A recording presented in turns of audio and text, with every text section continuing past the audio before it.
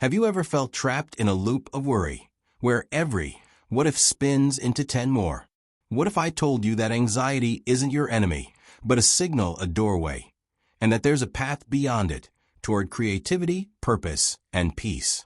Welcome back to Distilled Audiobooks, where we distill the world's most transformative books into powerful, actionable narratives. Today we're diving into Beyond Anxiety by Martha Beck, a guide for turning our internal turmoil into a wellspring of insight and creative energy. Let's jump in. Lesson 1. Anxiety versus fear. Know the difference. To break free, we first need a clear map. Fear is sharp, tied to a present threat. It tells you what to do. Step back. Danger. And then it fades once the danger passes. Anxiety, by contrast, is vague, persistent, and future-oriented. It spins stories of what might happen rather than responding to what is. It lingers. In Beck's view, much of our suffering comes when our brains get stuck in what she calls the anxiety spiral, a self-reinforcing cycle where fearful thoughts lead to control strategies, which lead to new fears, and so on. The trick: realize anxiety is often lying. It's speculating wildly without evidence. Recognize it, but don't hand it the microphone. Once we can feel the difference, this is fear versus this is anxiety, we gain power to interrupt that spiral. Lesson 2. The anxiety spiral versus the creativity spiral. Beck introduces a pivotal shift, moving from an anxiety spiral into a creativity spiral. The anxiety spiral is dominated by our left brain: logic, analysis, safety, control. It magnifies fears and keeps us stuck. The creativity spiral beckons our right brain: curiosity, intuition, play, connection. When we lean into that side, the left brain's anxious narratives soften. Beck argues that in our modern, achievement-obsessed culture, we overemphasize left brain thinking. Anxiety becomes our default because we're never encouraged to dwell and wonder, in not knowing, in making for the sake of making. So instead of asking, how can I fix this, ask, what can I create now? Whether it's a sketch, a poem, a conversation, or a new idea, that shift often dissolves the grip of anxiety. In practice, this isn't about being an artist. Creativity can live in everyday acts: arranging a space, cooking, gardening, playful conversations. Anything that demands presence and imagination. Lesson 3. Calming the creature within. Before creativity can flow, anxiety, which Beck sometimes refers to as our internal creature, needs a gentle approach. You don't fight it, you calm it. Some of Beck's key practices: kind internal self-talk. KISD, talk to yourself like you would to a scared child or animal. Soft, compassionate phrases: may you be safe, may you be well. This is more soothing than demanding the mind to shut up. Sense-drenching/sensory anchoring. When anxiety rises, gently ground yourself in the senses. Name what you can see, hear, touch, smell, taste. This pulls you into the moment and weakens the anxious mind's hold. Softening eye focus/loosening gaze.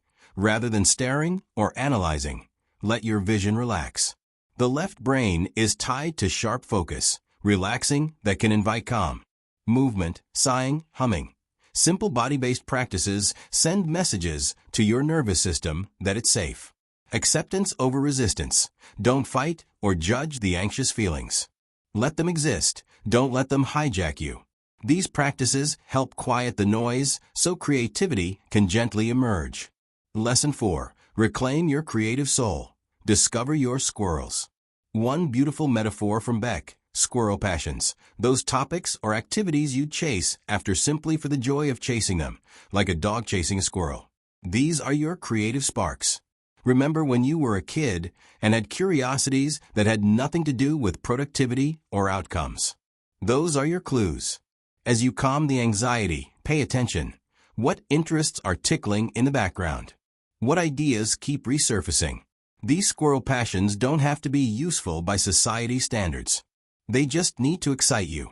By feeding these curiosities, exploring, playing, doing without pressure, you reestablish a lifelong relationship with your creative self.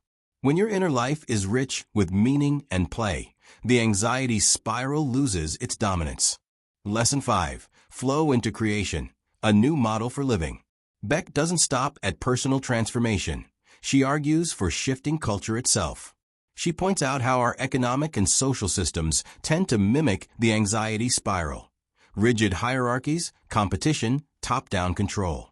Instead, she proposes ecosystems of value, flexible, networked, regenerative systems where creativity and purpose flow organically.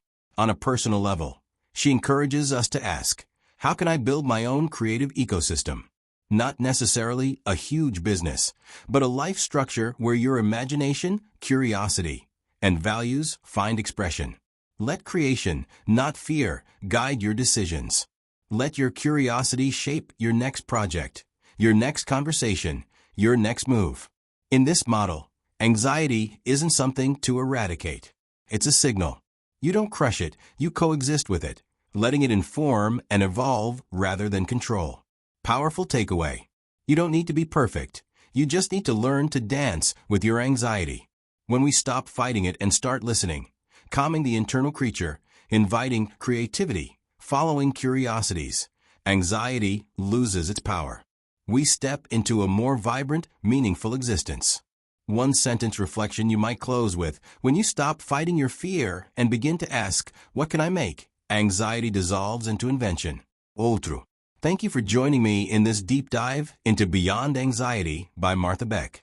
I hope these ideas spark your curiosity and offer a new lens for how you relate to your inner world. If you found value in this summary, please thumbs up, share repeat button, and subscribe bell to Distilled Audiobooks for more powerful, distilled book summaries. See you in the next episode. Let's keep learning, growing, and creating together.